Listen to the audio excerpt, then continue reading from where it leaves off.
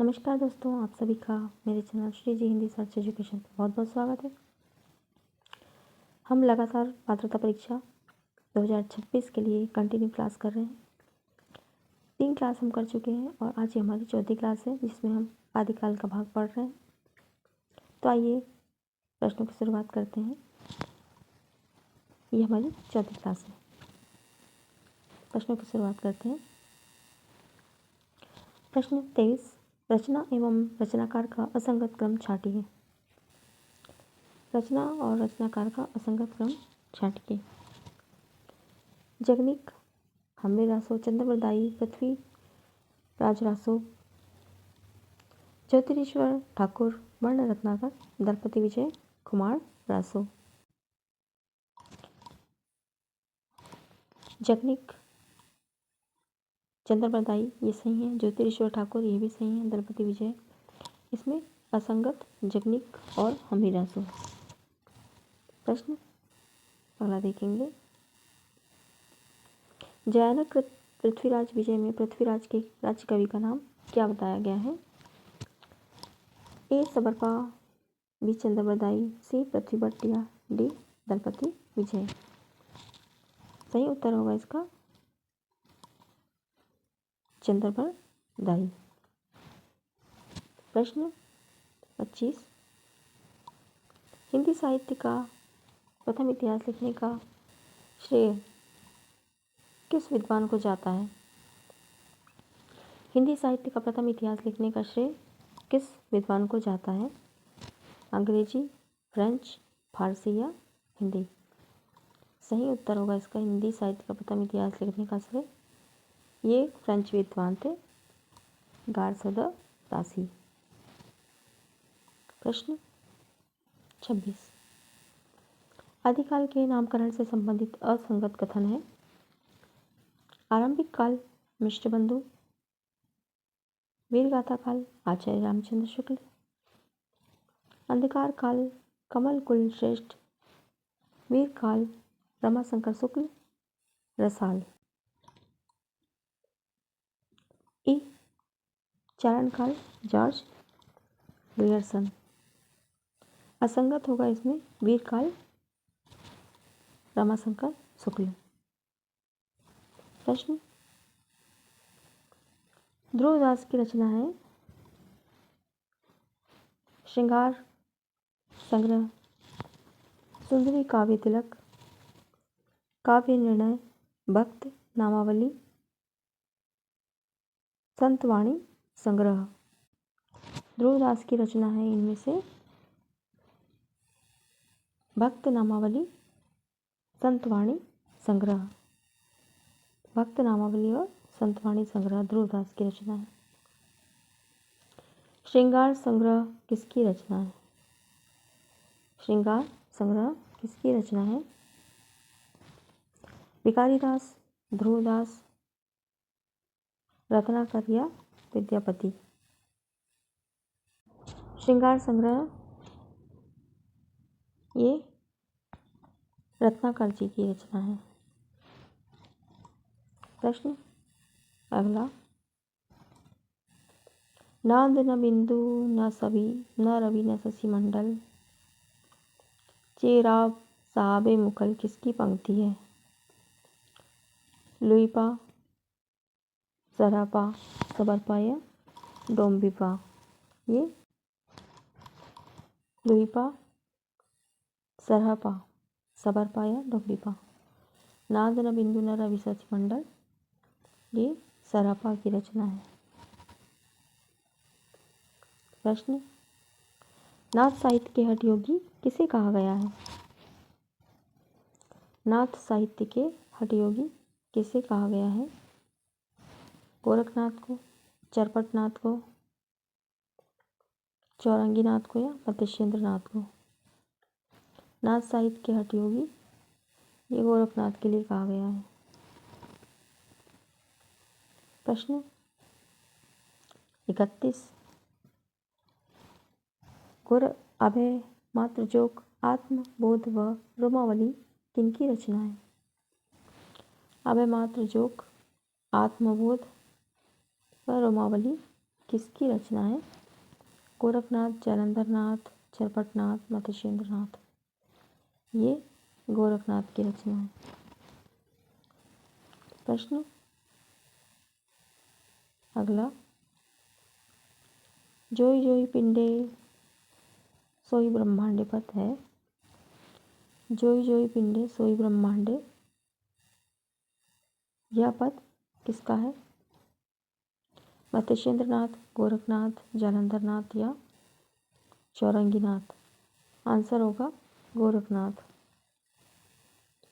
प्रश्न अगला, स्थूलीपत्र रास के रचयिता हैं। सोम प्रभु सूरी,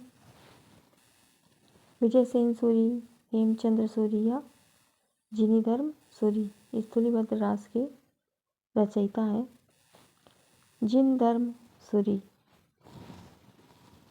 प्रश्न अगला, ढोला मारो दुहा का संपादन नागरी प्रचारणी सभा द्वारा कब करवाया गया?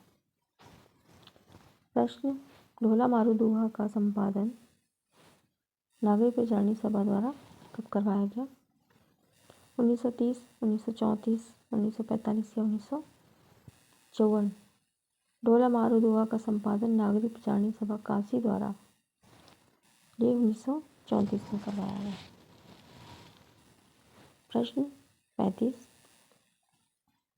अमीर खुसरो के गुरु का नाम क्या था? अमीर खुसरो के गुरु का नाम क्या है? मत्स्येंद्रनाथ, मीर मोहम्मद, निजामुद्दीन औलिया या रामानंद? अमीर खुसरो के गुरु का नाम निजामुद्दीन औलिया था। प्रश्न अगला, पृथ्वीराज रासो के प्रथम संस्करण में कुल कितने छंद हैं? पृथ्वीराज रासो के प्रथम संस्करण में कुल कितने छंद हैं? 16,306, 1,300, 1,500 या 1,200? पृथ्वीराज रासो के प्रथम संस्करण में कुल 16,306 छंद हैं। प्रश्न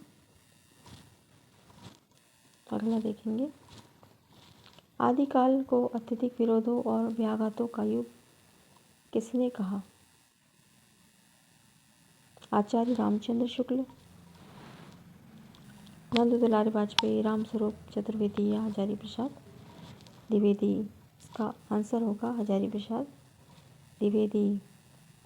आदिकाल को अत्यधिक विरोधों और व्याघातों का युग हजारी प्रसाद द्विवेदी जी ने कहा है। प्रश्न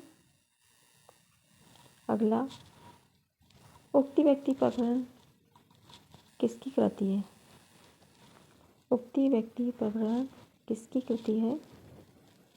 दामोदर शर्मा, किशोरीलाल गोस्वामी, राम सिंह या कुशल लाल? उक्ति व्यक्ति प्रकरण यह दामोदर शर्मा की कृति है। दामोदर शर्मा की कृति है ये। प्रश्न, यह एक व्याकरण ग्रंथ है और ये 12वीं शताब्दी की रचना है। व्याकरण ग्रंथ है यह एक 12वीं शताब्दी। प्रश्न 39, प्रत्येक देश का साहित्य वहाँ की जनता की चित्रवृत्ति का संक्षिप्त प्रतिबिंब होता है। प्रत्येक देश का साहित्य वहाँ की जनता की चित्रवृत्ति का संक्षिप्त प्रतिबिंब होता है, यह कथन किसका है? आचार्य शुक्ल, हजारी प्रसाद द्विवेदी, महावीर प्रसाद द्विवेदी या रामविलास शर्मा? उत्तर होगा इसका आचार्य शुक्ल। प्रत्येक देश का साहित्य वहाँ की जनता की चित्रवृत्ति का संक्षिप्त प्रतिबिंब होता है। ये कोटेशन कई बार पूछा गया है। प्रश्न अगला, आदिकाल को जयकाल की संज्ञा देने वाले निम्न में से कौन है? रमाशंकर शुक्ल रसाल, विश्वनाथ प्रसाद मिश्र, हजारी प्रसाद द्विवेदी या रामविलास शर्मा। आदिकाल को जयकाल की संज्ञा रमाशंकर शुक्ल रसाल जी द्वारा दी गई थी। उत्तर होगा इसका रमाशंकर शुक्ल रसाल। प्रश्न 41। आदिकाल को अंधकार काल किसने कहा है? आदिकाल को अंधकार काल किसने कहा है? कमल कुल श्रेष्ठ, डॉक्टर रामकुमार वर्मा,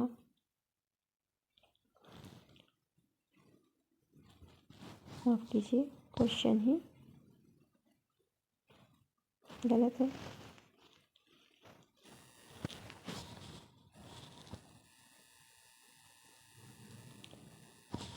ये कह सकते हैं आप कि आदिकाल को अंधकार काल कमल कुल श्रेष्ठ जी द्वारा कहा गया।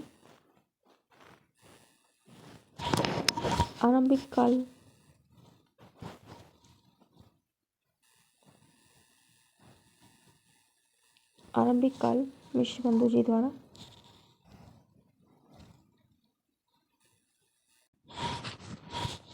आरंभिक काल मिश्र बंधु जी द्वारा। प्रारंभिक काल गणपति चंद्र गुप्त जी द्वारा।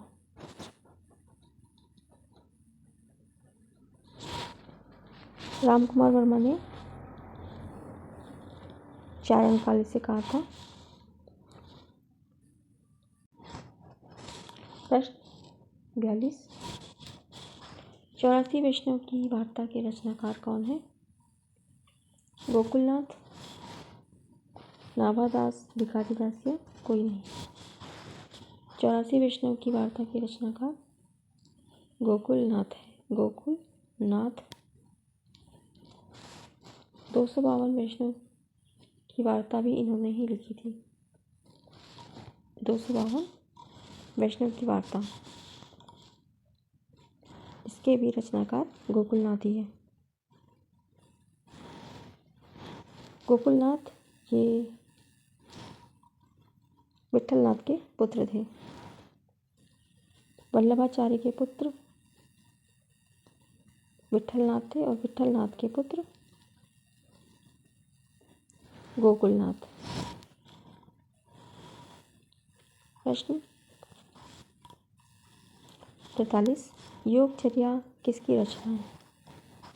योगचर्या किसकी रचना है? लुइपा, डोम्बिपा, कंडपा या सरपा। योगचर्या ये डोम्बिपा की रचना है। डोम्बिपा की रचना है ये। लुइपा, इन्हें सर्वोच्च स्थान प्राप्त था। लुइपा को सर्वोच्च स्थान प्राप्त था। सरपा ये सवरपा के गुरु थे। सरपा सरपा के गुरु थे। लुइपा के गुरु सवरपा थे। लुइपा के गुरु सवरपा थे। सवरपा के गुरु सरहपा थे। इनकी रचना थी दोहा कोश। डोम्बिपा की रचना योगचर्या। प्रश्न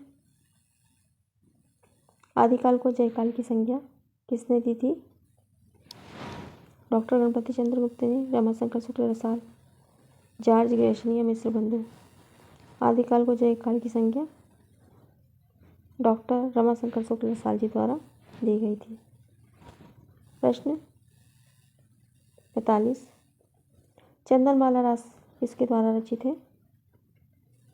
चंदनबाला रास आसगु कवि, धनपाल, हेमचंद्र या कोई नहीं। चंदनबाला रास ये आसगु कवि द्वारा रचित है। तो ये थे दोस्तों आज के कुछ महत्वपूर्ण प्रश्न। इसकी अगली क्लास लेकर हम फिर उपस्थित होंगे। तब तक के लिए नमस्कार।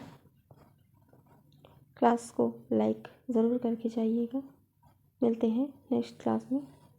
तब तक के लिए नमस्कार।